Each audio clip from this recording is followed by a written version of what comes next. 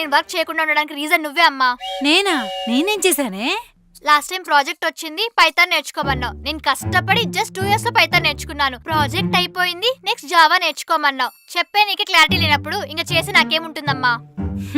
చూడు బృందా, నీతో పాటు జాయిన్ అయిన వాళ్ళందరూ ప్రమోషన్లు వచ్చి మేనేజర్లుగా, టీమ్ లీడర్లుగా సెటిల్ అయ్యారు. నువ్వు మాత్రం హైకిల్ గురించి నాతో ఆర్గ్యుమెంట్ చేస్తూనే ఉన్నావు. ఒకటి, హైకిల్ అడగటమైనా మానే, లేదంటే వర్క్ అయినా నేర్చుకో. గో. సో ఇది నీ ఫైనల్ డెసిషనా? అవును, కంపెనీ గ్రోత్ కోసం తీసుకున్న డెసిషన్. అమ్మా ప్లీజ్ అమ్మా, నా హైక్ ఇవ్వమ్మా ప్లీజ్ అమ్మా, సాలరీ సరిపోవట్లేదమ్మా. Get out. అమ్మా ప్లీజ్ అమ్మా, అట్లీస్ట్ 10% అయినా ఇవ్వమ్మా. Get lost.